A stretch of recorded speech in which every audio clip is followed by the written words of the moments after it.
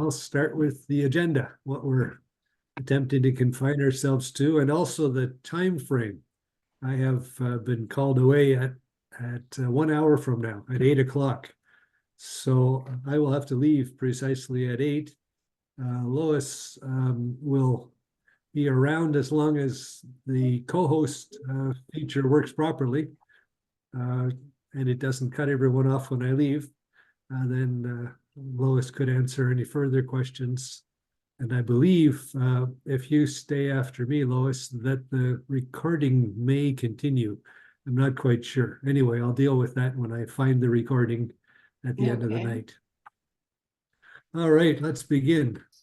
So the agenda for tonight, third of 3 nights, is to wrap up quite a few of the threads that we've been following through all of the different sub-races of Atlantis.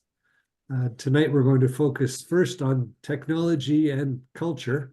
We can mix them together. There's quite a bit of a common thread there. And then we'll briefly talk about Ahriman and how Ahriman became active in Atlantis as one might even say, a counterbalance to the work of Lucifer, which we discussed last week. Then we'll move straight to the end days. What happened at the end of Atlantis? Not only did it sink, but things were going on that caused that sinking. Things resulted from that sinking in terms of migrations. There's some important material that we haven't covered yet at the end days. Following that, we'll talk about Manu, a very significant being in the history of humanity, and his role at the end of Atlantis. And then, given some time, or if I leave and Lois is able to continue, we can look at the reflections of the Atlantean story on today's culture and consciousness. So let's begin with technology. I'll open that. And wait, go ahead, Lois. Grant, before you do, I wanted to just read a quote from Steiner that kind of opens this. You know that our present epoch, thinking of it for the moment in the wider sense as comprising the period since the great Atlantean catastrophe, was preceded by the Atlantean epoch itself, when the continents of Europe, Africa, and America in their present form were not in existence.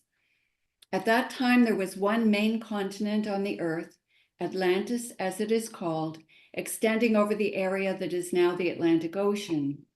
You know, too, that at a certain period in this Atlantean evolution, immorality of a particular kind was rampant throughout the then civilized world. Human beings had a far greater power over the forces of nature than they later possessed, and employed these forces for evil purposes. Thus, we can look back to an age of widespread immorality, and then came the great Atlantean catastrophe. The orthodox geologist will naturally trace this catastrophe to processes in the mineral kingdom. Indeed, it is a fact that one part of the earth subsided and another arose. But it will not occur to those who base their thinking on the principles of modern natural science to say to themselves that the deeds and activities of men were among the contributory causes, yet so it is. In very truth, the Atlantean catastrophe was the outcome of the deeds of men on the earth. I thought that was a nice introduction to everything that we'll cover tonight in the words of Rudolf Steiner. So Grant, now, thank you. Over to you and the technology, which is really something he's talking about here. The technology is an interesting story because we modern folks are very focused and perhaps even admiring of our technology. Does that mean that before us it just got less and less and less? No, the story is quite different than that. The technology at the beginning of Atlantis was based entirely on the Romoahals' ability to manipulate life forces. The Romoahals had the innate and one could even say instinctive connection to nature and the life forces. And they were the ones that began to use names for objects.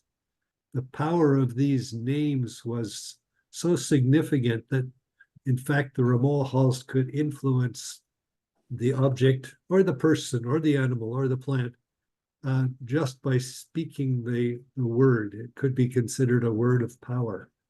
So the Ramoahals could heal others with the word. They could affect the growth and life of animals with a word. It wasn't very conscious. The Ramoahals were being guided intimately by the higher beings. And so to say that there was a culture is probably not valid. But this beginning, this wielding of the life force plays throughout all of Atlantis. It dwindles near the end, but it plays throughout all of Atlantis technology. So if we look at the second subrace, the Tlavatli, we see that they are quite clearly using this mastery of the life force to manipulate things for their own benefit. So one could say that they began to build things by growing the plants in the way that they wished. You could say that they had a garden, which was also a house. And so the plants could be formed to shelter them from the elements. The plants could be formed to support people for various purposes. The plants could be used the way we use our building material. And if you imagine a city or a village entirely based on plants being tended and grown in a way that was useful to the inhabitants of the village, you might also imagine that there would be very little in the way of geological or anthropological records that we would be able to dig up today. Were there a Tlavatli city that isn't submerged, we wouldn't recognize it as such. It would be extremely similar to the rest of the plants that weren't being manipulated. So no modern geologists would say, oh, there's a record of very ancient people in a village, because it wouldn't have bricks and it wouldn't have arrowheads. Everything was being made by manipulating the life forces, the growth patterns of plants. So if we keep that in mind, that force, especially strong in the early 3 subraces, could be used more and more sophisticated ways.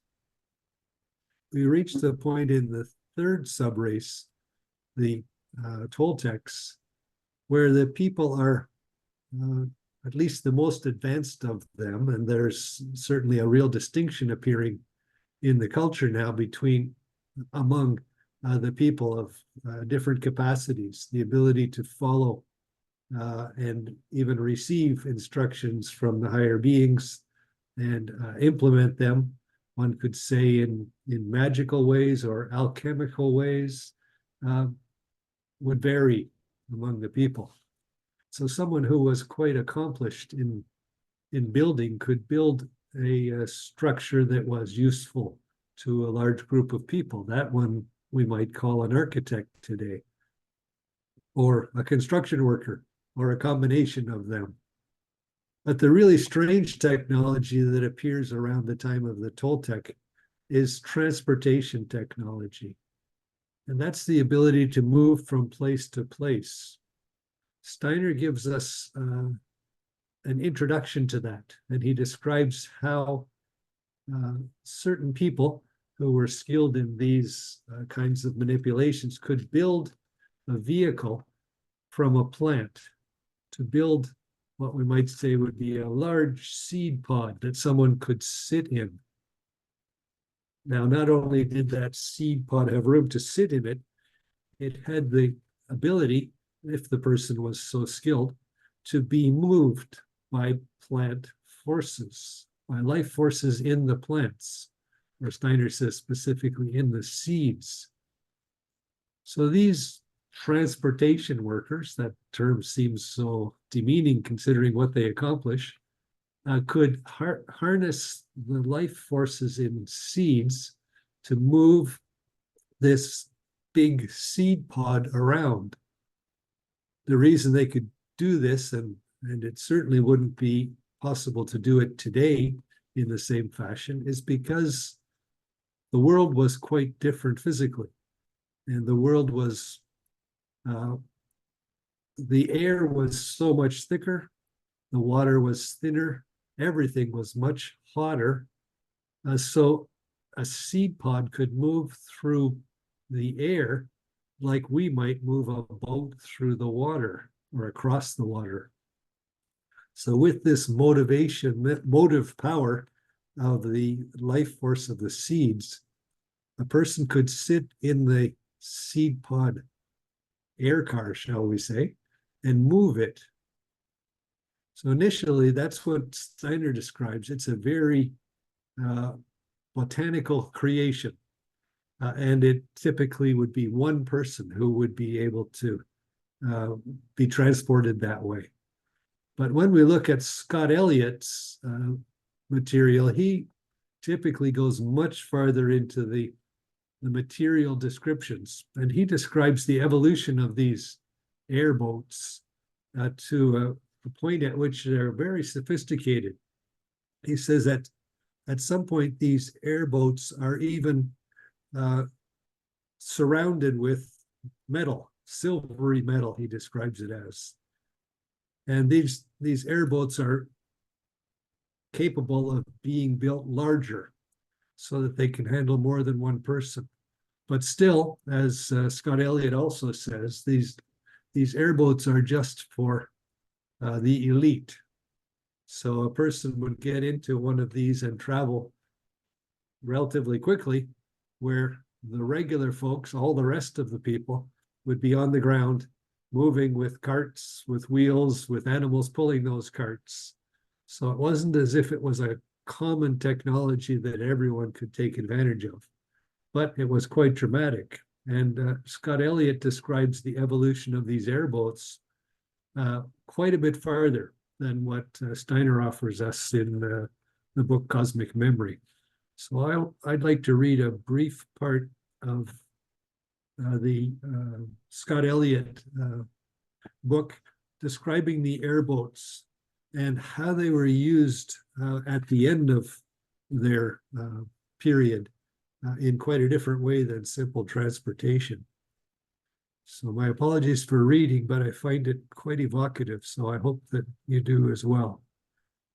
This is quoting Scott-Elliot. The airboats may be considered as the private carriages of those days, or rather the private yachts, if we regard the relative number of those who possessed them, for they must have been at all times difficult and costly to produce. They were not as a rule built to accommodate many persons. Numbers were constructed for only 2, some allowed for 6 or 8 passengers. In the later days, when war and strife had brought the golden age to an end, this is the end of the Toltec period, battleships that could navigate the air had to a great extent replaced battleships at sea, having naturally proved far more powerful engines of destruction. They were constructed to carry as many as 50, and in some cases even up to 100 fighting men. In shape, they were boat-like, but they were invariably decked over, for when at full speed, it could not have been convenient, even if safe for anyone on board, to remain on the upper deck. Their propelling and steering gear could be brought into use at either end. I'll just skip ahead. He's describing the force generated to drive these airboats, as Steiner did. This force, though not yet discovered by science, more nearly approached that which Keely in America is learning to handle than the electric power used by Maxim. So this was back at the turn of the 1900s, and airships were a concept. Keely was working with etheric energies in a way that no one has reproduced since. and others like Maxim were producing airships, perhaps the hydrogen-filled ones. It was, in fact, of an etheric nature, but though we are no nearer to the solution of the problem, its method of operation can be described. The mechanical arrangements no doubt differed somewhat in different vessels.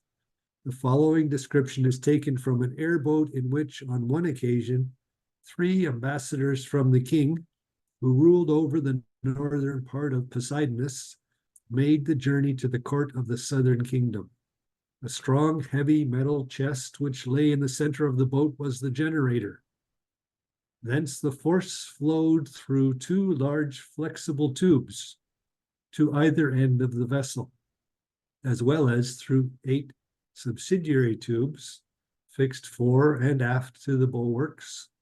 They had double openings pointing vertically both up and down.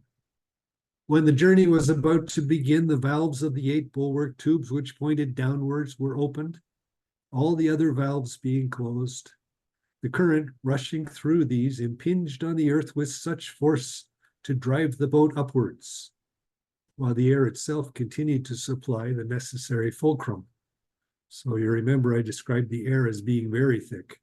So this is a practical situation at that period. When a sufficient elevation was reached, the flexible tube at that end of the vessel, which pointed away from the desired destination, was brought into action. While the partial closing of valves, the current rushing through the 8 vertical tubes was reduced to the small amount required to maintain the elevation. The great volume of current directed through the large tube pointing downward from the stern at an angle of about 45 degrees provided the great motive power to propel the vessel through the air. The steering was accomplished by the discharge of the current through this tube, for the slightest change in its direction at once caused an alteration of the vessel's course. When a long journey had to be taken, the tube could be fixed so as to need no handling till the destination was almost reached. The maximum speed attained was about 100 miles an hour. The course of flight never being a straight line, but always in the form of long waves, now approaching and now receding from the earth. So it's moving up and down as it moves forward.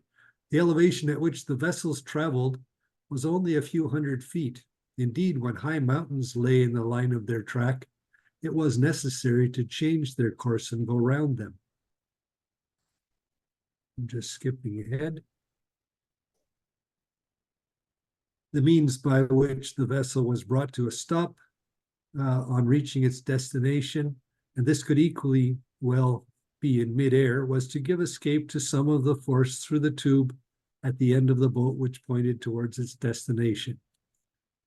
And the current impinging on the land or air acted as a drag. Now the reason has still to be given for the existence of the 8 tubes pointing upwards from the bulwarks. This had more especially to do with the aerial warfare. Having so powerful a force at their disposal, the warships naturally directed the current against each other. This was apt to destroy the equilibrium of the ship so struck and to turn it upside down, a situation sure to be taken advantage of by the enemy vessel to make an attack with her ram. There was also the further danger of being precipitated to the ground, unless shutting and opening of the necessary valves were quickly attended to. So this is a description of warfare using these vessels. Interesting. Steiner doesn't go anywhere near as far in the physical description as Scott-Elliot did. Now, Lois, want to add anything before I go on to the city of the Golden Gates? Just one thing to acknowledge, and that is Edgar Casey, who does a lot of work on Atlantis. He has, his son even published a book pulling together his work on Atlantis.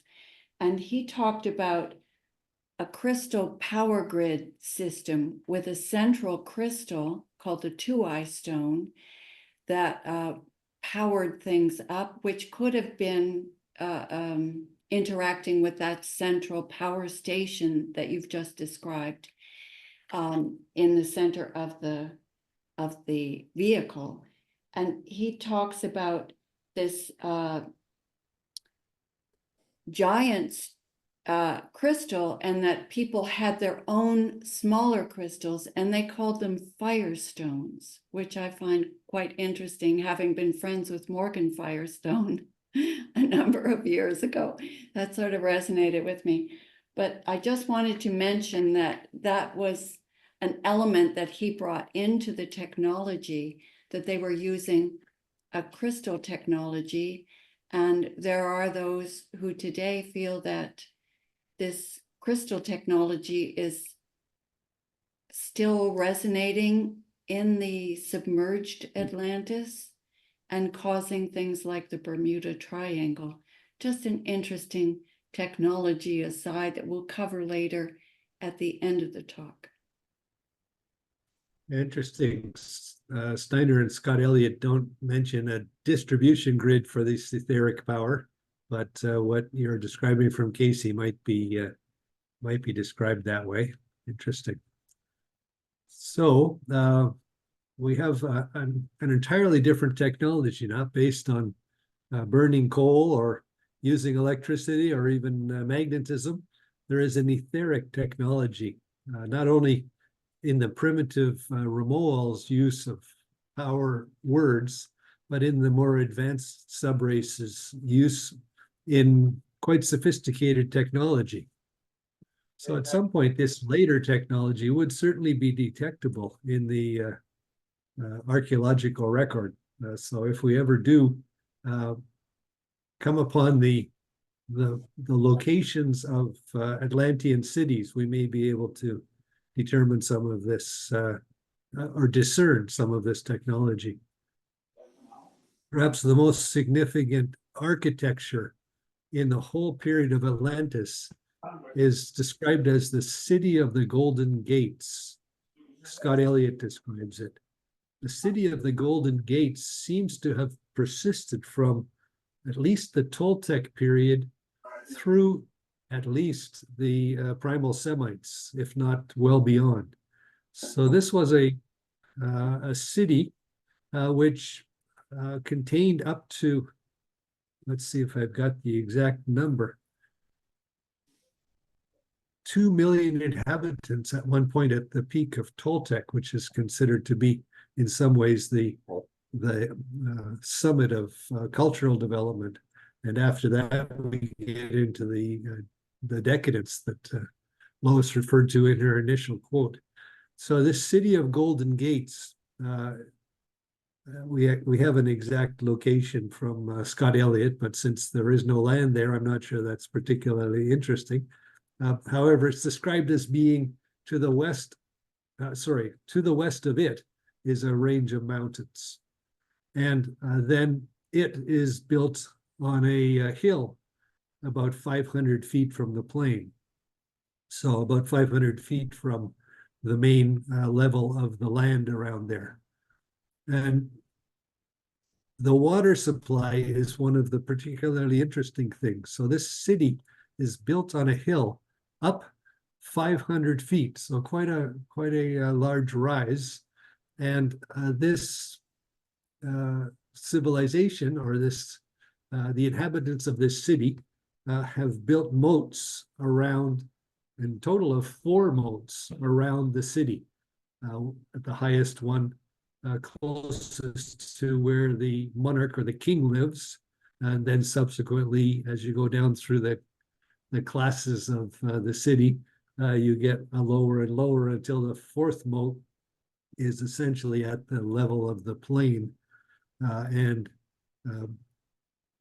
the water that supplies all of these moats is also the water that supplies, that is the drinking water supply, and it's the water that supplies the apparently magnificent fountains. So how does the water get up 500 feet to the top of this hill. It's described in some detail by Scott-Elliot that the initial source of the water is in the mountains to the west. And this is piped through the earth to the base of the mountain, and then up through the mountain 500 feet to the top, to the peak. And then it is dispersed from that level into the first, well, to the drinking fountains, and then into the first moat.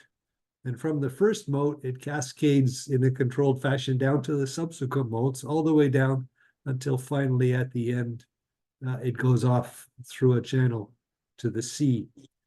So this is quite an architecture. It seems to exceed the plumbing capabilities of Romans by quite an amount. In fact, Scott-Elliot claimed in around 1900 or 1896, when he wrote the book, that it couldn't be equaled by any engineers on Earth at that point. I'm sure we could do it now, but it would be a massive undertaking. So that's an interesting description of this most developed city of Atlantis. In the Ramoahals, in the third, the Toltecs period, it was, of course, the location of the king. But during the decline of the Toltecs, at one point, the king was pushed out by what Scott-Elliot calls the sorcerers, the dark sorcerers. So we begin the decline, which we haven't talked about yet. But at that point, the king has to escape and move to another part of the island, and its main city of the Golden Gates is taken over by the, shall we say, evil forces. And that goes back and forth through the next three, at least, sub-races. That at some point it's occupied by the leading sub-race, and at some point it's not, until finally at the I've lost my names now. After the Acadians come the primal Terranians. Before the Acadians come the primal Terranians. So up to the primal Terranians, this city is very significant. By the time we get to the Acadians, they have traveled far and wide and have little interest in the main city. And it's not even clear whether it's still well established. So that takes us to the Toltec period. The Toltecs have a very, what shall we say, ideal environment in which there isn't a lot of caste separation. In fact, the example of a stranger's house in this city, the stranger's house is the place where visitors would arrive, or where people from out of the city would arrive. And the stranger's house was up at the second level, extremely well appointed, extremely well serviced, so that strangers were treated as guests of the greatest honor. So all strangers who came in were given this respect. So quite a different situation than the later sub-races, in which the competition among groups was severe at many times. Is this a point where you want to add anything, Lois? I have a couple of little things, and that is in the culture, that in the cultural realm, the men and women are equal. I think, and that has to do too with their training, that the men are trained, are hardened, and the women have their psychic abilities developed. And so the women are often the ones who have this power, the etheric power, to power up the technologies. That is the women as well as the men. So there is an equality there, a mutual respect, so that one is not greater than the other, even though Scott-Elliot points out that I think at the time, around the time you're speaking of now, that it was acceptable for men to have more than one wife, but still it didn't demean the women. They still had their power, and the idea of raising children was held very, very high, in very high regard. I also wanted to talk about something that Scott-Elliot talks about. He talks about dome-topped towers. And maybe we can do this later on when I open up my slides. I found slides of circular cities that have been emerging in the Sahara Desert, that it was once underwater. And there were islands in the Sahara Desert that were in Atlantis that we saw in our maps earlier. And there, as sands move around, they've been uncovering, amazing timing of it, they've been uncovering these circular cities in the Sahara Desert. There are also cities being uncovered in the oceans around the Yucatan, Bimini, the Caribbean, overlapping with the Bermuda Triangle. And there were two names that really emerged strongly here. A woman living here in Canada now, she is alive at this point, Paulina Zolinsky, a Ukrainian engineer who was sent to Cuba by the Russian government to find under ocean things. And she went back, and she was called back by Castro, who wanted her to further search. And she found a submerged city. I have a slide of that. And it was covered by the Cuban media. And since they had brought it forward, the Americans, who love to keep things like that secret, were forced to cover it. So National Geographic published it. And this is late 1998. And then the whole thing was submerged again. So we don't hear about that anymore. It was out for a few months, got covered, and then we're supposed to forget about it. Edgerton Sykes, a geopolitical reporter, says that the area under this zone that I've just spoken about, Bimini, around Cuba, around the Caribbean, is peppered with sites, and that it's a geopolitical ping pong ball. So these are things that we'll cover a little further later on, but I just wanted to bring up a few names that Dr. Ray Brown in the 1960s worked with the French and the Americans scuba diving in the Bahamas and found a giant sunken pyramid, and I have a picture of that too. So somehow in our time, this is coming up again, and we do have some pictures of their architecture. Not much, as we pointed out earlier, on their bones and skulls and so forth. It's a little harder when they're underneath an ocean, but with the sonar and radar, we are uncovering these things. And I have some fun pictures of dome-top towers that are in European culture that you look at them and you go, there's something kind of strange about this architecture. It has a prehistory feeling to it. The other thing I wanted to just mention in culture is that we talked about the mystery centers last time, and that the Mars and the Jupiter and the Mercury mystery centers were all really centrally controlled by the solar mystery center. And its cultural significance made its way into exoteric culture. The mystery centers were all rather esoteric, and the information going out from them to influence culture was from a hidden source. Whereas in the exoteric culture, the solar disk became an important image as a cultural, spiritual image or a religious icon.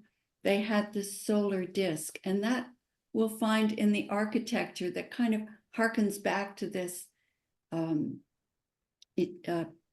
Atlantean times. You'll see often a solar symbolism.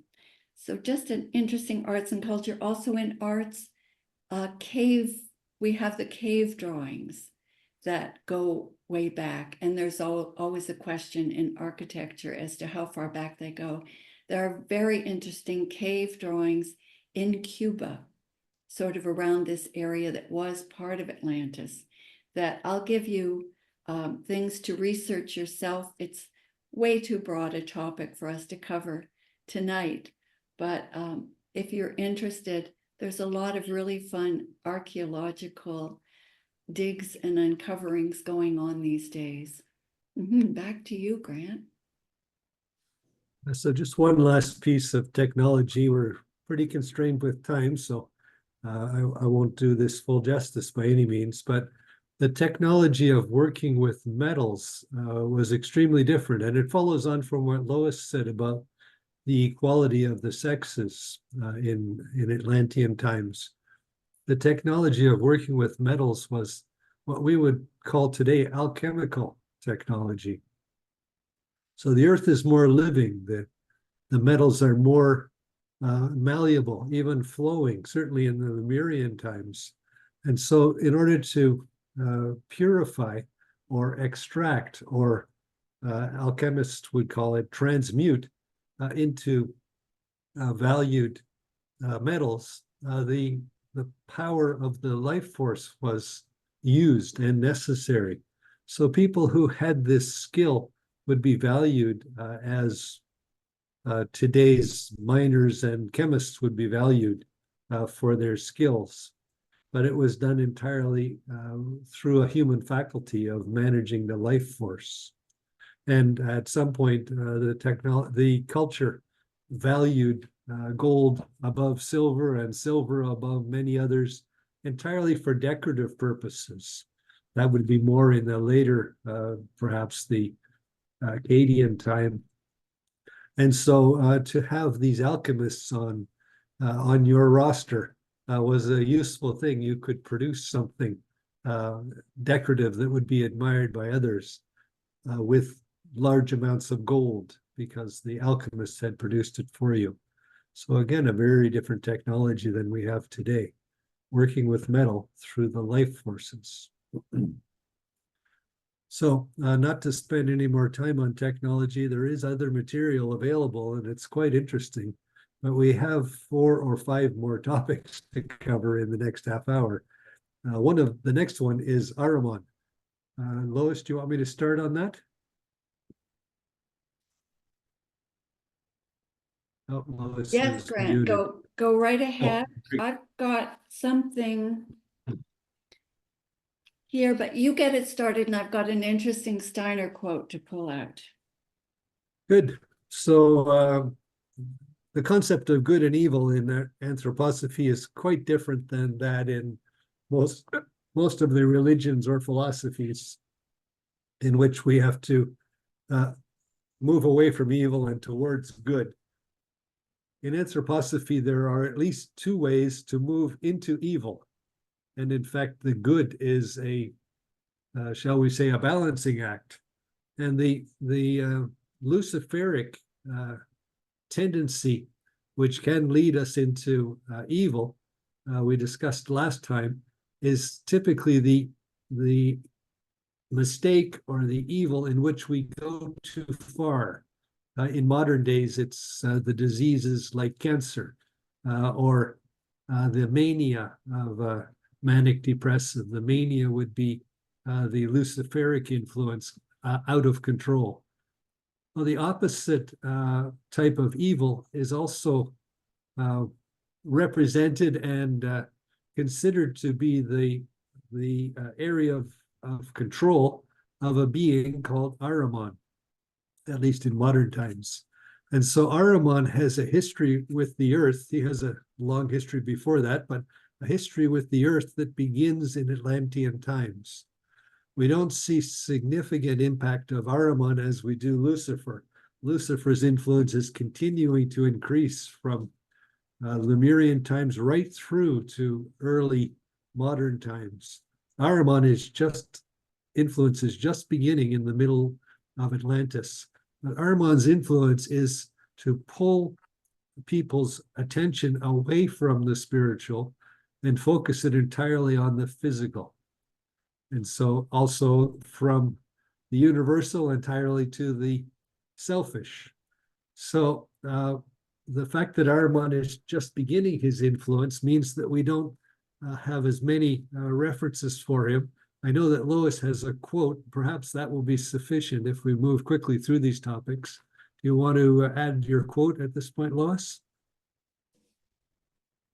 Sure.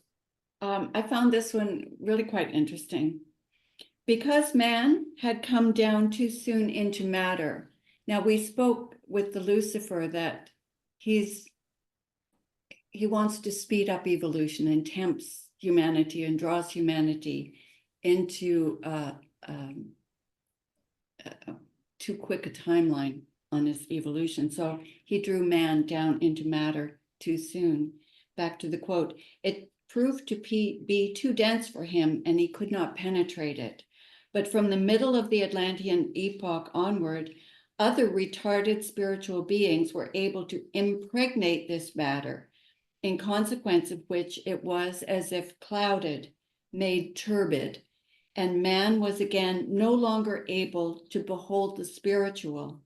These were the Ahrimanic or Mephistophelian beings. Mephistopheles' Ahriman is not the same being as Lucifer. Through untruth, Zarathustra calls Ahriman the liar. He beclouds the purity of the spirit of man, conceals the spiritual from him. Ahriman comes after Lucifer and instills into man the illusion that matter is a reality in itself.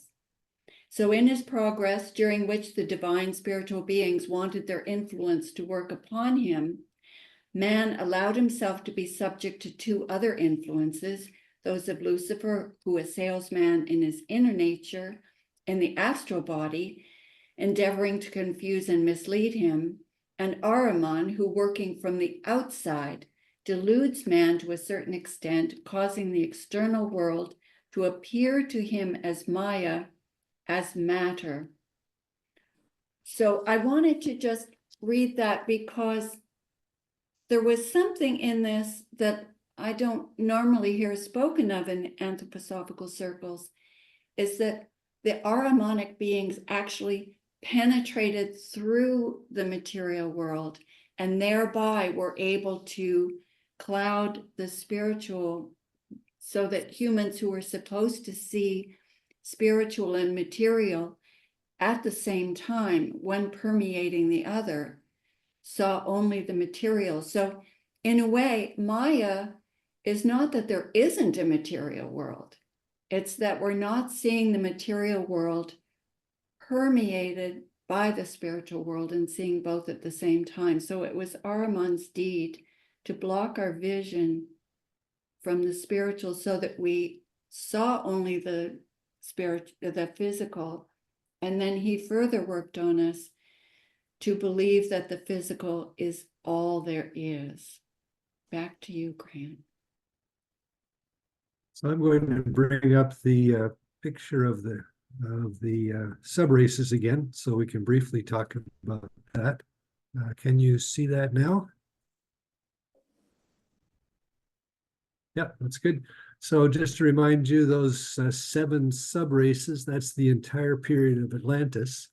And Toltec is described as the flowering of culture. That's the peak of culture. So what happens after that? Toltec is only the 3rd subrace. Well, aside from the primal Semites, who are pretty special, and we'll talk about their role when we talk about Manu, but the general trend is, as Lois described, the Turanians, the Semites, the Akkadians, the Mongols are moving farther from their higher spiritual beings' guidance and moving much more to the individual selfishness. And so those individuals that can take a leadership role have just, there are many of them that don't take the leadership role that the higher beings who are guiding the human race wish them to. And so we see more and more decadence. The followers of these dark leaders, shall we call them, are being taken in directions that the teachers of humanity don't wish humans to go. And ultimately, this leads to the end of Atlantis. Not in the way that a geologist would describe, but in a way that the humans have quite a connection to. So I'd like to pass that over to Lois. What's the end of Atlantis look like, and why did it happen? Okay, the end of Atlantis is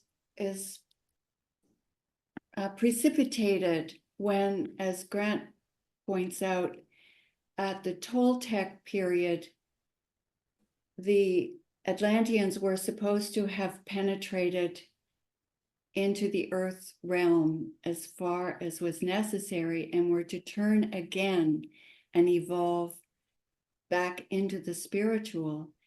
That was postponed until much later. And through the work of Lucifer and Ahriman together, that downward traveling through this curve of coming into matter and coming out of matter, that was carried down too far. And so through their development of their powers over nature, their development of their personal greed, this led quite quickly to a darkened nature. But it must be remembered, these are still men who don't have really control. I think when we're talking about, say, the Semites, if we move then to the Semites, they don't have control over their desire body. They've got Lucifer in their desire body. They don't have control over their desires, and they're racing around fulfilling their own greed desires.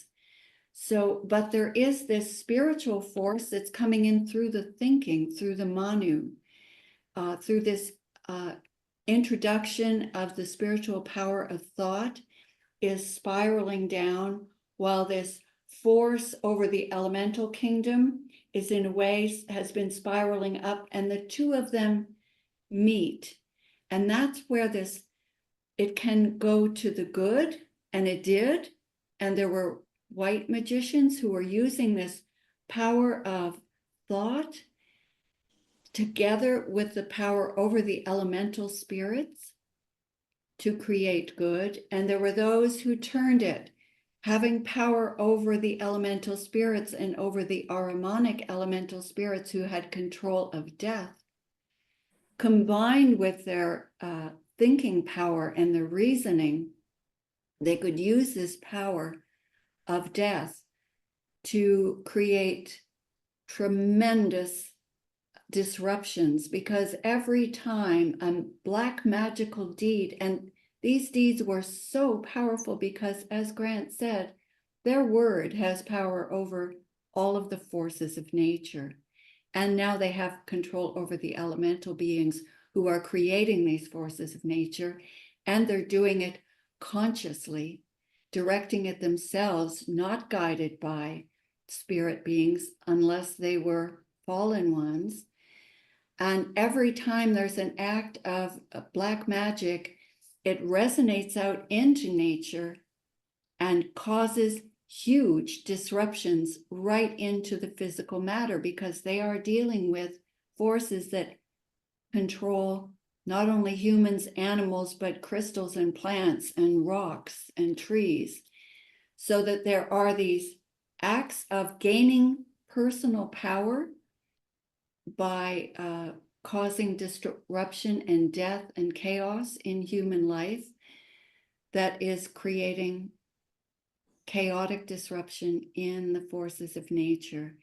And this is growing ever more powerful as the Black magicians are learning their craft, until we're in the Mongolian period, when the Black magicians really have taken over and they are in the governmental positions. So this is the takedown of Atlantis happens through the immoral acts, through the acts of power influenced by Luciferic and Ahrimanic powers working together, and with the fallen hierarchies playing in, because these magicians know how to call in their forces, that the whole thing goes down. I think in the Edgar Cayce work, they talk too about using the crystal power, over amping it. The Black magicians have no control really over their desire forces. They're just so controlled by them that they turn things up too high a volume, and that's what happens, that everything goes. And they have most control over air and water, so it happens in deluges. Grant, more to say on that?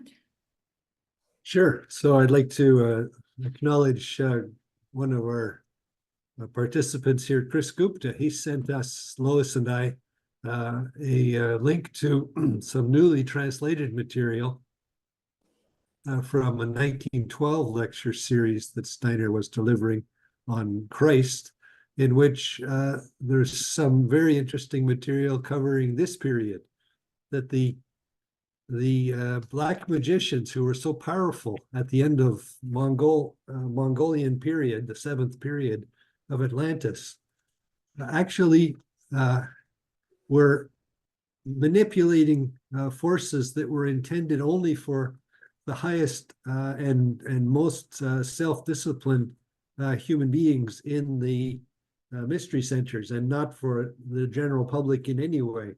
That the human beings at that point were not ready for these secrets of nature, but the Black magicians were executing these powers and revealing them to, I assume, their own groups initially, but revealing them to people who definitely should not have had that information. They had no capacity to wield those powers, that very few humans did, including the Black magicians, one could argue. And so there was such a moral destruction that those individuals, and we also have to remember that individuals are reincarnating, not just a progress through the races or sub-races, but also a progress through your own individual karma, that when the Black magicians had disrupted the nature forces so severely, misused them and disrupted them, that the actual land of Atlantis was disrupted, broke, and sunk. These people, many of them, most of them you could probably assume, died, but many of them migrated to the west and to the east. The regular general public, the harmless folks that hadn't been caught up in this problem, and these most morally corrupted people all migrated. And there's some very interesting material that Chris gave us. I'll try to include that when the recording, I'll try to point to that when the recording is published on our YouTube channel. However, it's so late that I won't go through it. I will just very quickly say the last important topic that I want to cover is, how did we survive? Did we take the best Mongol individuals and just move to Europe and start building the Indian, the Persian, the Egyptian, etc., major civilizations? No, not at all. There is a higher being who was called at that time, or who had the office at that time, of Manu. And that higher being had been cultivating certain individuals who had developed to the largest extent the power of thinking, pure from the power of manipulating life force, the power of thinking. As it grows, the ability to manipulate life force naturally decreases. And the best of these individuals had appeared during the primal Semite period, not during the Akkadian, sorry, not during the Akkadian and Mongol periods. By then, they were considered overripe. Those individuals were not useful. But the best of the primal Semites had been guided by Manu to a safe place. And so when Atlantis fell, they were already off that continent. They had been guided to Middle Asia, where you could say today is the Gobi Desert. Those people were protected and were taught and developed so that at some point after the fall of Atlantis, they could be sent to different areas of the earth at appropriate times to begin the new developments that were necessary for human evolution. The first new development being the ancient Indian culture. So that goes beyond our topic of Atlantis, but it does segue to our modern great epoch, the post-Atlantean epoch. And so I have to go, and I'm going to exit without closing the session. I'm not sure if I'll close off the recording, but Lois may remain as long as she wishes. I'm leaving now. Thanks, everyone. Grant, thank you so much. It's been terrific to do the series with you. And I do have a number of things to add right now that we had to skim over because of the time problem.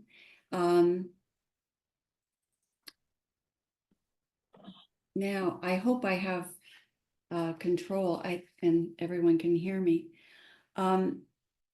There was in the arts and culture something I wanted to cover, and that is the music.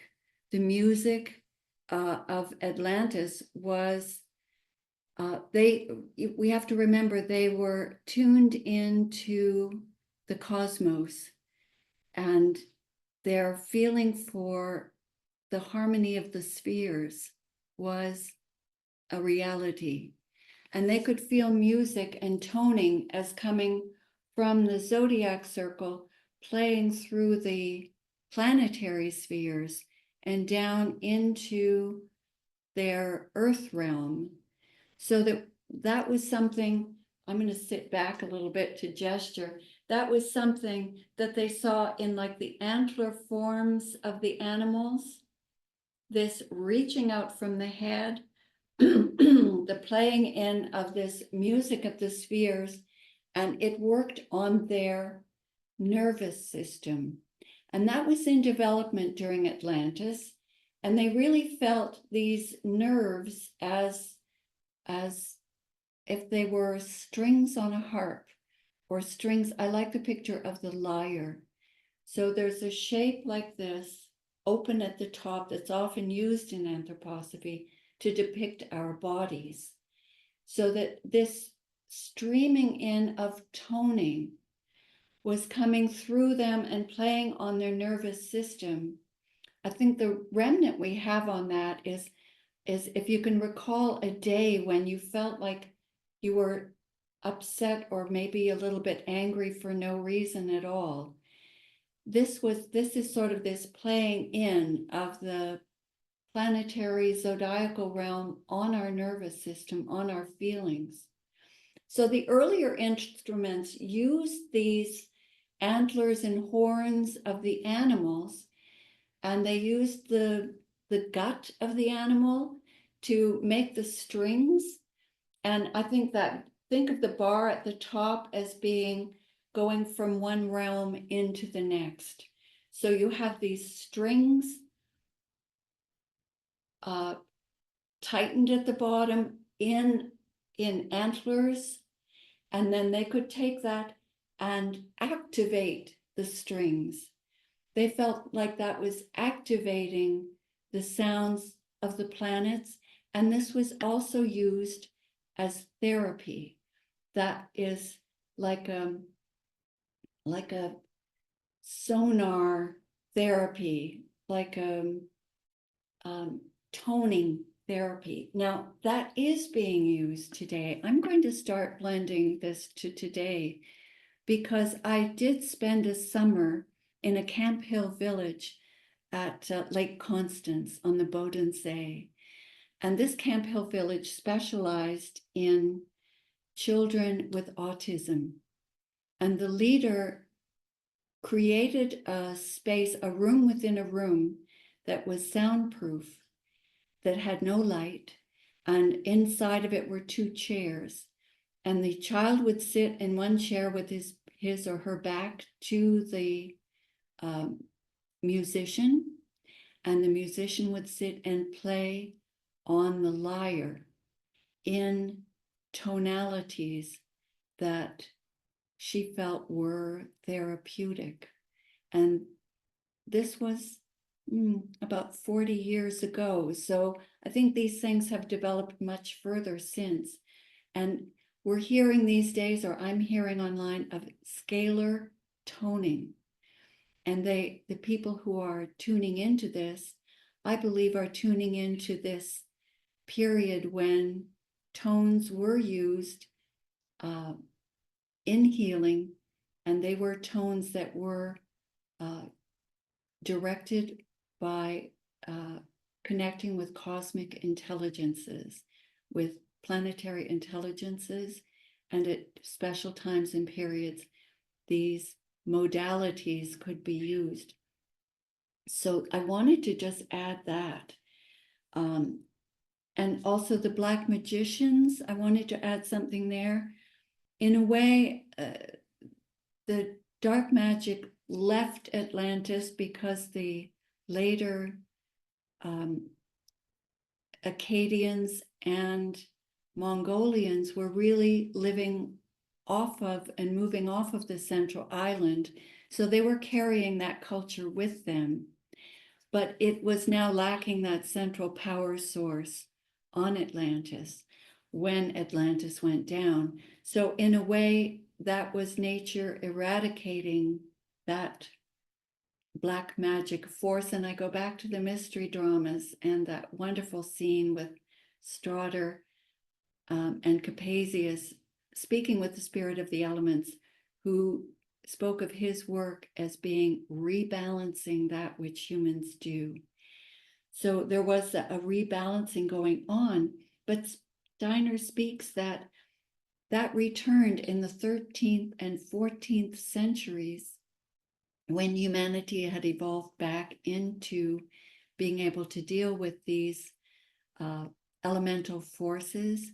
And I think that might coincide with discovering America again, that was cut off because of the strong Ahrimanic double that exists here in North America. With the return of that, these forces of the Black magician were brought forward again, and we have that covered by Rudolf Steiner in his Templar and Mexican Mysteries series. The rainbow I wanted to bring up because it is a story of Atlantis, of the ending of Atlantis, that's a positive tale that's come down through every culture, has their story of the deluge. We have it in our biblical tales of Noah and his ark. And this was the time of Atlantis going down, was the time of the real separation of this water air from air. Air and water were separated. Atlantis was this very thick air, and the ending of Atlantis was a time, through this rebalancing, the air and the water were separated. And after a storm, when the clouds clear and the air is still filled with moisture, but sun can shine through enough, we get the rainbow. And so at Noah's Ark, there is this promise of the rainbow. So we have in our times a rainbow that did not exist in Atlantean periods. And Steiner also gives a beautiful picture of the rainbow and admonishing us to develop our capabilities to go through to the spiritual world and turn around and look at the rainbow. He says, if we can pass the moon sphere, and that was something that the Theosophists were capable of doing through this Theosophical training. So this capability is not a new one. It does go back to the turn of the century. The ability to go through to the moon sphere, turn around and look at the rainbow. And he said there, what we have here as an arc is seen there as a bowl, and that bowl is filled with living color, streaming, living color, filled with elemental creative forces. And I have the feeling this is entering into that realm where the creative forces are working together with us when we leave our bodies and transverse through the spiritual world, where some of us recall working back in as creatively with the angelic beings and higher hierarchies in creating animal forms and shapes and coloring the animals' beautiful, beautiful featherings and scales and furs. So I wanted to bring in a happy picture for the end of Atlantis, because that was, the deluge is not a happy story.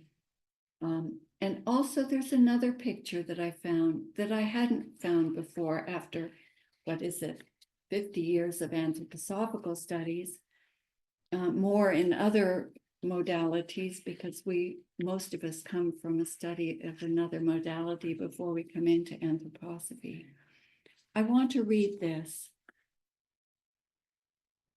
Lucifer and Ahriman together in our times as it related to Atlantis. Again, in this later epoch, the aim of the Luciferic and Ahrimanic powers is to alienate the souls of men from earthly life on the one hand, and the other so to mechanize earthly life itself, to make its outer form so entirely mechanistic that it would be impossible for the ego of man to live in the social order of the earth. He would therefore take leave of it to enter a life apart from the earth upon a separate planet.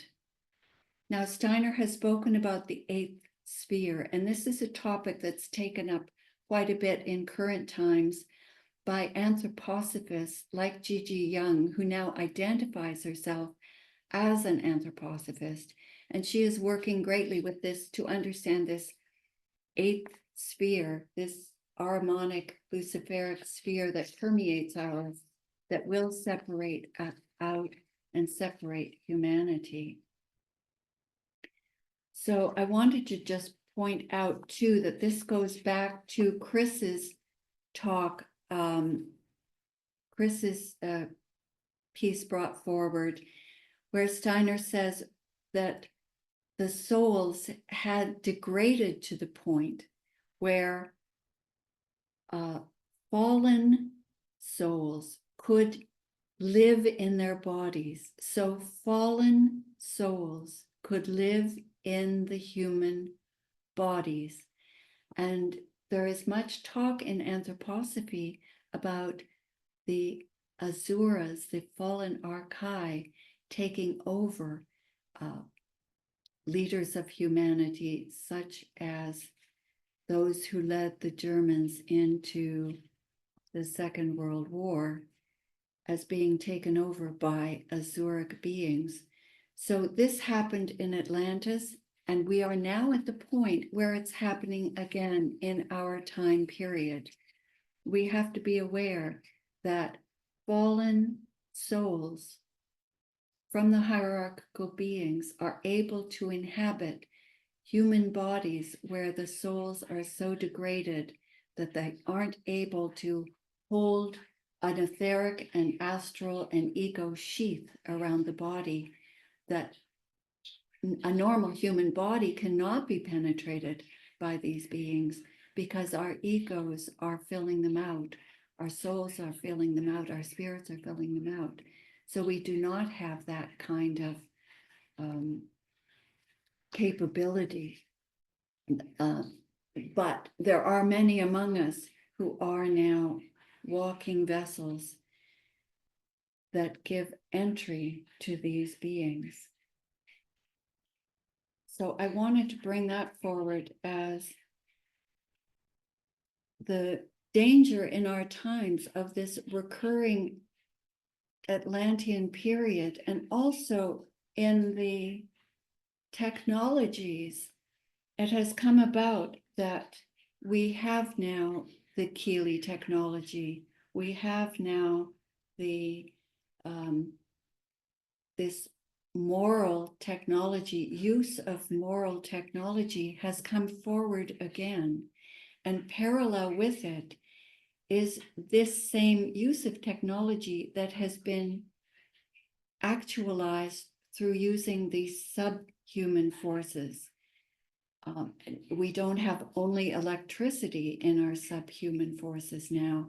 They are in the realm of immoral forces using the technology that do not require the development of the human being. In order to use the moral forces, a human being has to develop his spiritual capacities to be able to access the realm of the, now we're into the second and third elemental kingdoms. So you have to be able to move into the second elemental kingdom. The first elemental kingdom, you can work with the healing forces. The second elemental kingdom, you can work in the technological forces.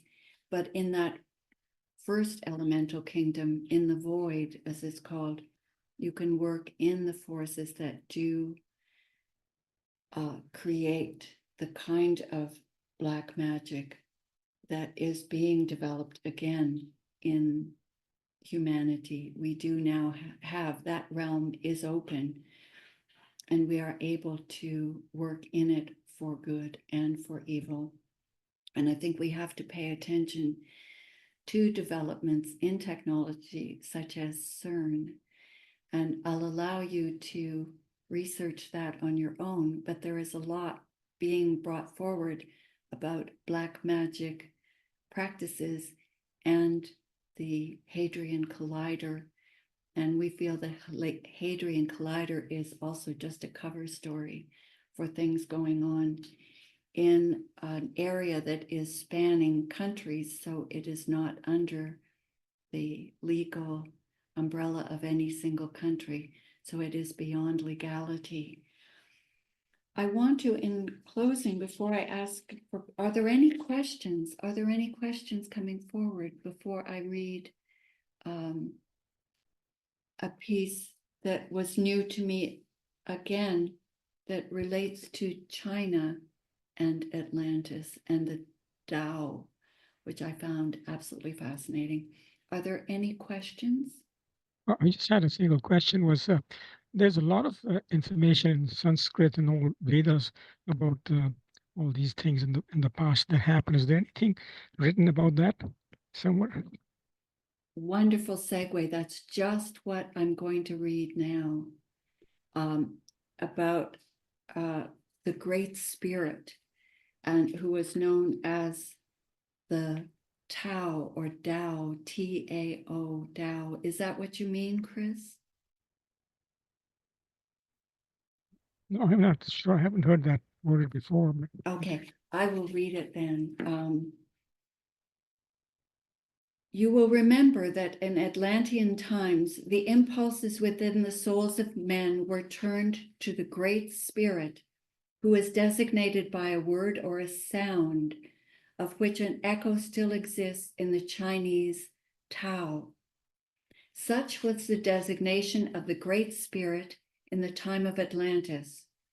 The Luciferic and Ahrimanic striving consists essentially in bringing what had come later and what was still to come into the service of the Tao, into the service of the Great Spirit. This was not, of course, the Great Spirit as he had reigned in Atlantis, but a being who had come after him, a kind of little son, S-O-N.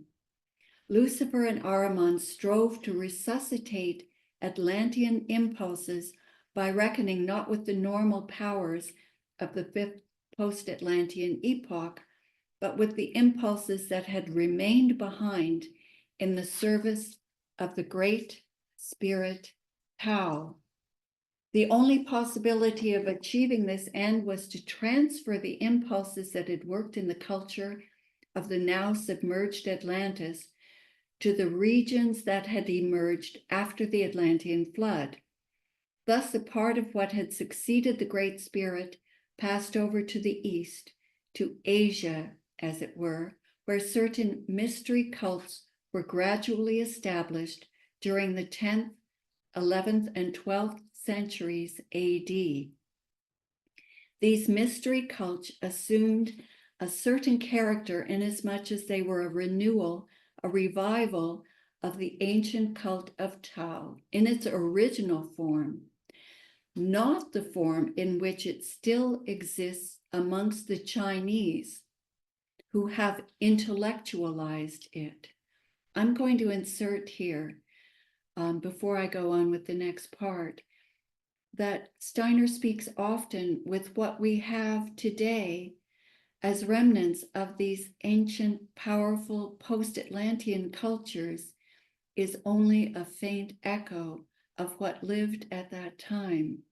So in the writings that we have and the teachings that we have of the, for instance, the Chinese Tao, he says it's been intellectualized. And I think we don't have the capacity of these words. He speaks of Tao as a sound that was a power. So we don't have anymore the power of the sound that was living in us in Atlantis, so that what we're able to maintain and continue to teach of these great ancient learnings of Persia, of Egypt, of China, of India, have just a faint echo of the great truths that lived then under the guidance of the holy rishis, under the guidance of the great spirits who were working in the mystery centers of those times. So it's not that Taoist wisdom doesn't still live in China, it does. What Steiner has been teaching us is that it is a faint echo in our time of the greatness that it was in previous times. But what's happening here is not that. This is something else that Steiner is speaking of. This is something that Lucifer and Ahriman are doing, so that they're working one from within the human soul spirit and the other from without, to bring about a renewal of the Tao from Atlantis in our time, in our current era. Steiner is speaking of his time, so I'm sure it's still continuing 100 years later. And I'll continue with the quote. These mystery cults in Asia were a revival of that kind of initiation that led to actual perception of the elemental, spiritual, living and weaving beneath the material world of the senses, and to actual perception of the one great spirit. Certain priests of these Asian mysteries were initiated into the ancient Atlantean cult, which naturally led to delusions because it was unsuited to the later epochs. So here I want to mention again something Steiner says, that when you do a practice out of your cultural stream, out of its time when it had its right place in human evolution, it actually is the rightful possession of Lucifer. So practicing an ancient Chinese practice as a European in present day or a North American can lead straight to Lucifer. So these practices can be dangerous. You have to use a greater amount of discernment when receiving this information. Not that there isn't a huge amount of truth in it, but we know Lucifer and Ahriman. They speak truth and then slide in right where it's really important, a delusion. So I'm going to go on now to Steiner. Now, these initiations have a definite purpose. As has been said, the initiate acquired actual powers of black magic, the application of which would have led to the mechanization of the culture of the earth and to the expulsion of all egos, so that the bodies born would no longer have been capable of bearing an ego. But as forces in the world are in perpetual interaction, he who possessed such powers would also have become earthbound.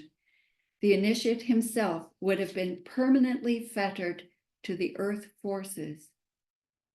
His act bound him to forces of which you will be able to learn something tomorrow at the performance of the scene from Faust, if you will follow attentively what the lemures represent.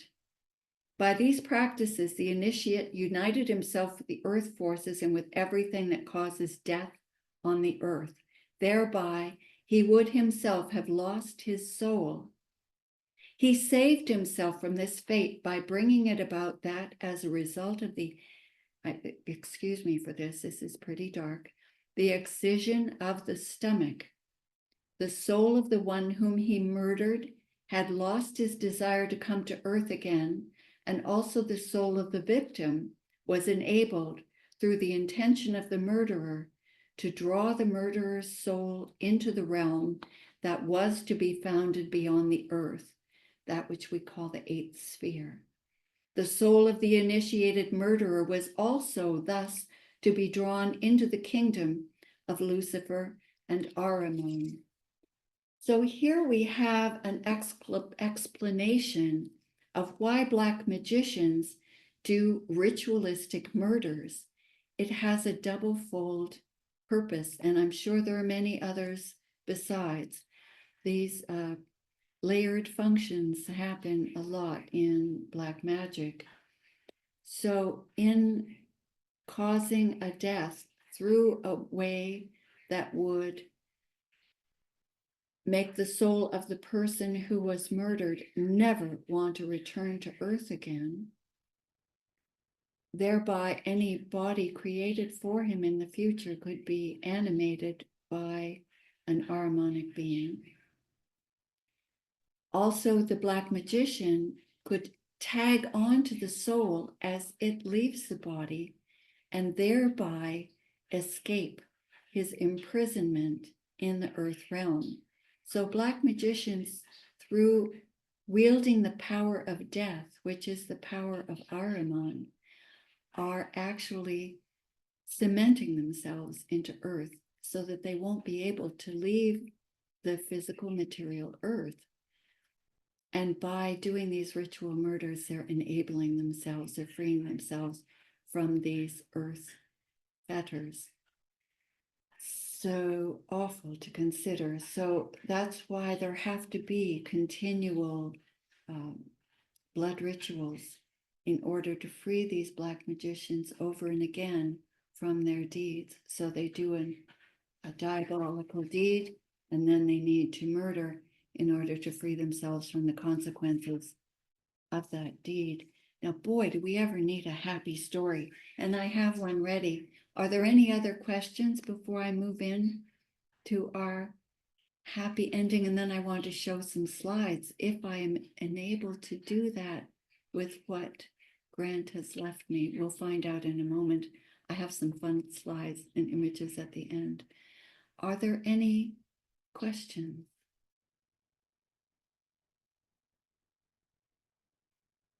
Excellent, because I certainly need Grant to answer questions. He's so good at that. Okay, here is a happiness. Also a bit of an admonition about happiness. But Ahrimanic influences produced a mentality in humanity in the fifth post-Atlantean epoch, that's our own, that seeks for the good in prosperity, in happiness. So here we are in our fifth post-Atlantean epoch, looking for good and beauty and truth. But into that, the Ahrimanic influence comes in, and the good can be sought rightfully in prosperity. That can happen, and it's still in the good stream. Back to the quote, if the good could only be established by the spread of prosperity over the earth, a state of things would arise such as came to pass in old Atlantis. Aside, there's another parallel between what we're going through right now, because how many people are using meditation for prosperity in the new age? Back to Steiner. In the middle period of Atlantean culture, too, great impulses were given that would have led to a state of prosperity in their further course. In the form and effects of what men first felt as an impetus of the good, they perceived a vista of prosperity. And so they gave themselves up to prosperity, devoted themselves wholly to it. The earth had to be purged of Atlantean culture because men had preserved from the good the element of prosperity alone. In the post-Atlantean era, Ahriman strives by direct means to institute a culture of mere prosperity. Egos, this would mean pressing the soul out of the body, of doing away with the soul. Egos would no longer be able to live if prosperity were the only aim pursued by culture. Aside again, our egos are a higher force in man. It's our newest member, so it is very much connected to the higher self, very much connected to our angel being, very much connected to our spirit guides. So if we are with our egos and with our higher selves and with our capabilities gained through meditative powers to pursue only prosperity and not to pursue the ability to work together with the higher spirit beings who want to influence the evolution of humanity to bring us to our angelic capabilities. This is what we're doing along with prosperity. We aren't supposed to be living on the street with our hands out. We have to find our way into working with the bringing spirit into matter as well as matter into spirit. Back again to Steiner. Sorry for all my asides. I'm trying to weave it together with what we're feeling in culture today. Egos would no longer be able to live if prosperity were the only aim pursued in culture. In short, prosperity and the good, as opposed to prosperity and virtue, are not concepts that can be substituted for one another. So here we are beautifully admonished by Steiner to seek for the good, to seek for helping everyone to achieve a fulfilled life, but a fulfilled life gained through a moral culture, through a moral use of money, through a moral use of our spiritual forces in healing and guiding, a moral use of our spiritual forces in using the technology that we've been given, that we're using right now to record this session and bring what I'm really hoping will be clarifying some of the things brought forward by the New Age and the disclosure movement that get the ideas of the Mars mysteries and the Venus mysteries a little bit muddled up. And we wanted to bring the work done by Rudolf Steiner and done by the Theosophists and done by some of those bringing forward this work through anthroposophy inside and outside of the Anthroposophical Society. And I'd like to point to the work of Catherine Austin Fitz on her Solari report, who just did a very beautiful podcast on how to achieve prosperity through morality, through working through the forces of the good. And it really is a lovely report on her Solari. It's the latest one. It's easy to find if you link to solari.com. The work of the dark journalist who is bringing forward the findings in Atlantis and around Cuba that is coming up off of Bimini, the Bimini Road, for instance, which is believed to be part of Atlantis Rising, and the work of Gigi Young, who is working through her own clairvoyant powers. And much as I love Gigi, there are some things that feel to me a little muddled. I might be wrong, she might be right, but I would urge people to go to Gigi, who's talking about the working in from the different planetary intelligences. And she does a lot of wonderful teaching of opening up the clairvoyant powers that Steiner really wanted us to develop at this time. Are there any more questions before I try to screen share and bring some fun images of what the animals might have looked like and pictures of these submerged areas that are coming to light? Are you going to leave those information in the links for these people you mentioned?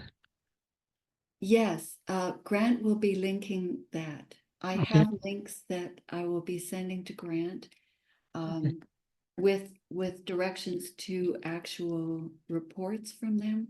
Happy to Thanks. do that, Chris. And I think it's very important for anthroposophists to enter into these live broadcasts. On the Dark Journalists, there are usually 3 or 4 anthroposophists in the chat room, and we talk to one another and bring up points and questions for Daniel List, and he does address them. He is very conversant with anthroposophy. So those links will be there. James, were you wanting to say something?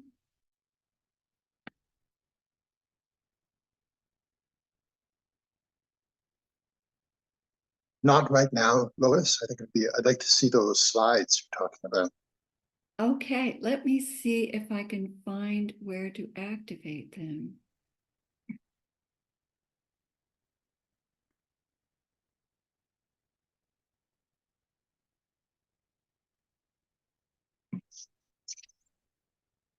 Oh, I'm not seeing the right thing. Let's try that again.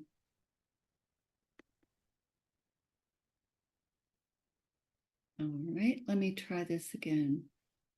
I think I know what I have to do. I'll open it up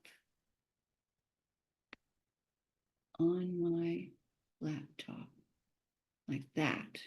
Okay, now let me try and share.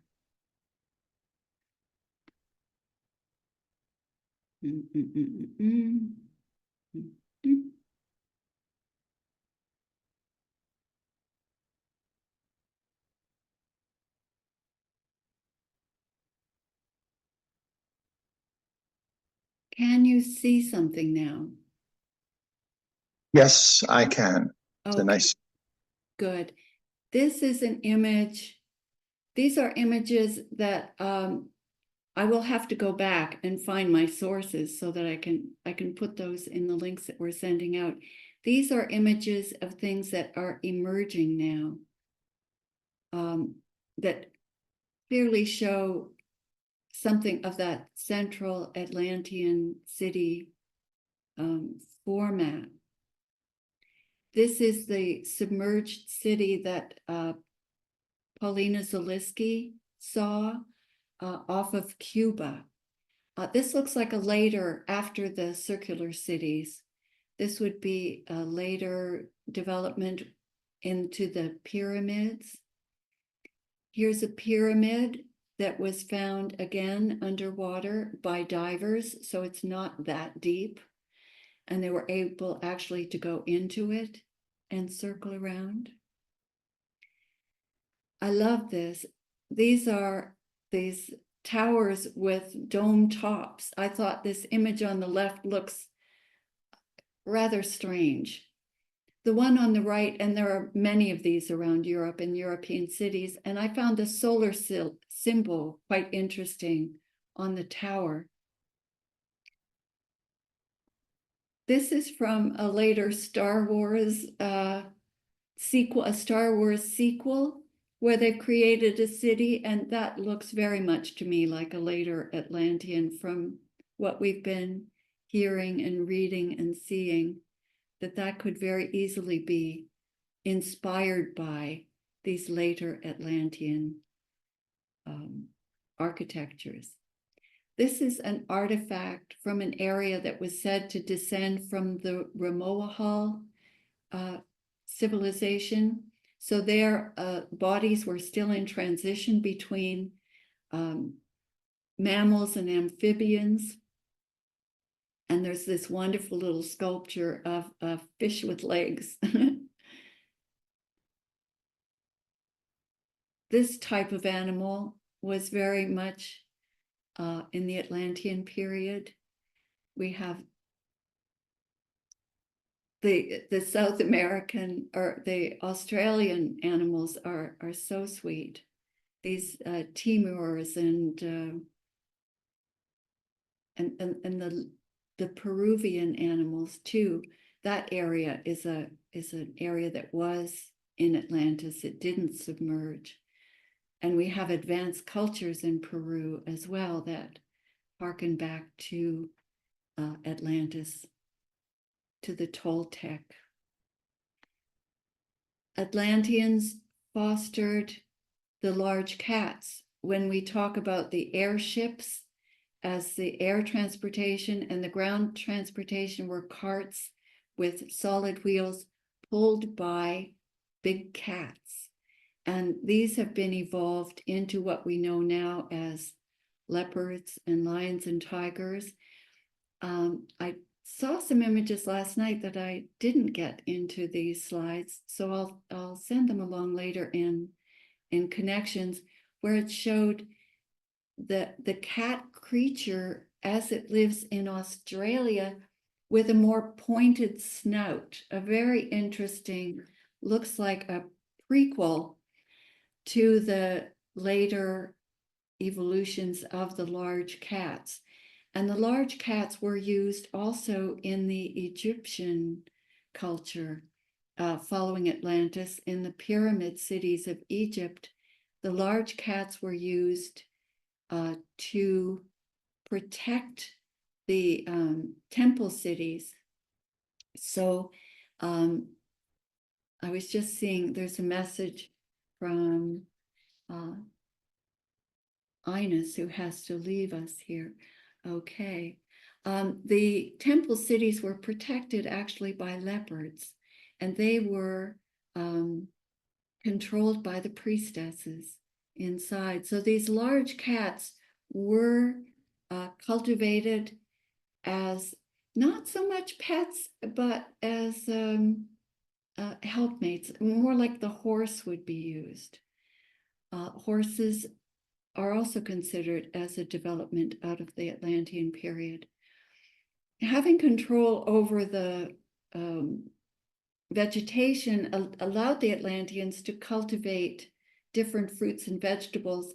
And the banana has always been a mystery to botanists, because it exists in eastern and western, east of Atlantis and west of Atlantis, and it doesn't survive transportation somehow. The seeds won't transport. And this was an Atlantean development. It has been credited by the Theosophists and those who can look into the Akashic record. They developed many fruits and vegetables, and the banana was like a melon. It had seeds in the middle, but it was developed to be seedless and be a full-bodied fruit. And if you look at groves of bananas, you get kind of a feeling, I get a feeling here of a culture where the air is thicker and it's very tropical. And there the bananas were developed and cultivated. The art of today is, I want to jump into an artist who is really quite interesting. After Grant has spoken of a pod being used as a ship, there's something very Atlantean about this artist named Ray Caesar. He's Toronto, born in England, but lives in Toronto in a Toronto gallery, handles his artwork. I find this really quite interesting. There's a floating plant animal hybrid and this creature with a very enlarged head. As we've heard from Steiner that Atlanteans' heads were very large at the top and very fluidic. And Ray Caesar has really captured this quality in his drawings. Thin, translucent skin and watery limbs and encephalitic heads. And this is a Remoahal artifact. Their artifacts show also a very large round head, and the features are much at the bottom of it. Here's Ray Caesar again. Steiner speaks about Atlanteans having watery limbs. And here's Ray Caesar, and the legs are actually out into these watery limbs. What is he tuning into? I found his drawings really quite interesting in that sense. And here's Max Ernst, another contemporary artist, but of an earlier period. We're talking about the 40s and 50s. To the left is a Kabai landscape.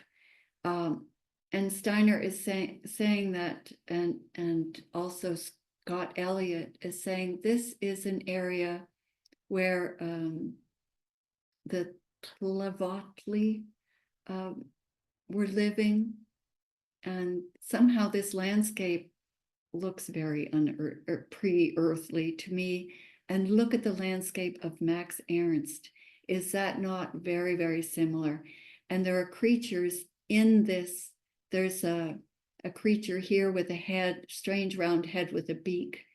And there are creatures here in the rocks. There's feet out here and hands. And the creatures are embedded in a way into the landscape. So the landscape in his works is sentient, I think would be the word. Is this not interesting? And this creature is a Sphinx style creature with a woman's head and 4 paws, more like a lion. And the landscape is all very much sentient and visual. I found that as a beautiful inspiration where I feel an artist has found his way through to a memory or an Akashic shimmering through of the Atlantean culture. And that's what I wanted to bring forward in terms of the slides. James, are you ready to contribute? I think we're at our end. I think we are, Lois. If you could make a nice closing. What I have to add now, I don't think it's the right time. Oh, okay. So what I'd like to then say in the closing is that it's very important in our day, in our time, that we return to I think Steiner always speaks of these eras to trigger our memories. And I think it's really important to trigger our memories of not only Atlantis, but the way that culture influenced. He spoke of Tao in the Chinese. This Atlantean influence carries through the Egyptian, it carries through the Indian, our Indian culture. And what we have of the Indian culture is today playing in. The governments of India are seeing through this Ahrimanic deception that is blanketing our world again in a very strong way. You'll find the Indian culture is being heavily impacted by Bill Gates' experiments and so forth. But also the Indian government is very advanced and awake in their perceptions. I think we have to see this duality, and I would like to say this trinity, in recognizing the influences of Lucifer on the one hand in trying to mechanize everything and mechanize our psychic abilities, that you can gain psychic abilities and you can heal by lying on a med bed and get radiated through by certain frequencies from Tesla. Or can we work with tonalities and work with our own innate psychic abilities to tune into what plants will work and what therapeutic methods that anthroposophy brings forward in using the elements of nature together with the human consciousness. There are so many people working right now on Strahler's technologies of having higher technologies operated through moral forces. This is happening everywhere. Anyone who tries to, but the other side is playing in, anyone who tries to patent their discoveries is found dead. So there are people who are following this, who are following the patents and following the men who are developing these things and finding they have suddenly died. So there is a battle going on between the moral technologies and the Ahrimanic technologies that we have to be aware of. And I think everyone is called on to develop their moral capacities, their understanding of what recognition of the truth. I think the more we develop our moral capacities, the more we develop our meditative abilities, the more we're able to discern truth from error, because everyone is proclaiming that they can't believe what's being spoken today. We have to be able to trust our own sense of truth, and the sense of truth is being developed through following the meditative practices presented by Rudolf Steiner in such beautiful, simple forms. And there are classes and lessons available everywhere for developing those. Also, again, Gigi Young's courses are wonderful in developing the chakra centers. And I have to, as a eurythmist, put forward the development through eurythmy of the etheric body, of control of the astral body. And we do an exercise that I will be putting online with explanations that tune the centers. And every eurythmist does it every time. Before we practice together, before we go on stage, we tune our centers through an exercise called I Think Speech. And I will be presenting that. And anyone who knows the exercise, I Think Speech, please do practice it every day. What it does is harmonizes the astral body. It's a beautiful harmonizing force, as are so many of our meditations are actually, if you look at them, they're what we now call affirmations.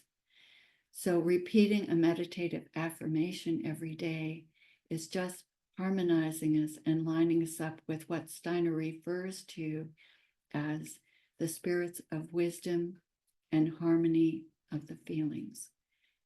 the spirits of wisdom and harmony of the feelings. So this is what we really need to do. We're harmonizing our feelings. This is what the Atlanteans were working on, harmonizing the astral body. And that we have to do by understanding Lucifer and how he works. And we have to listen to our feelings and discern what is a feeling that's coming from our center that has been opened through our spiritual work, through the Steiner method. Discerning feelings that come from our center and feelings that come from Lucifer. Thoughts that come from our attunement to cosmic thinking and thoughts that come from Ahriman and Lucifer. You have to go, no, it's a thought that comes into your own head and you have to go, no, that's not my thought. I would never think that. That's ridiculous. I see you. And when we see them, the best thing to do is to laugh at them. They hate it.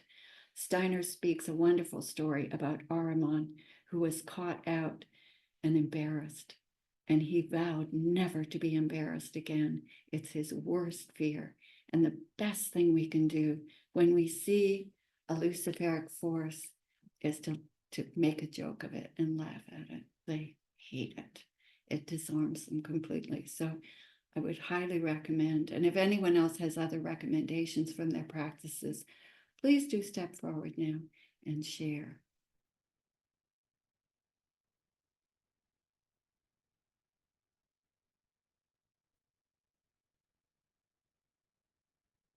Anyone care to share something that they found as a very good way to recognize Ahriman or recognize Lucifer and go, ha ha, saw you. Good. Well, let's stop there. And I really hope that people will share this information on Atlantis so that people understand that no, we were not hybridized on Mars and dropped down as physical bodies on the Earth. And that is something that is being spoken and repeated so many times that there are people who actually believe it to be true. No, we were not hybridized on Mars and set down, finished on the Earth.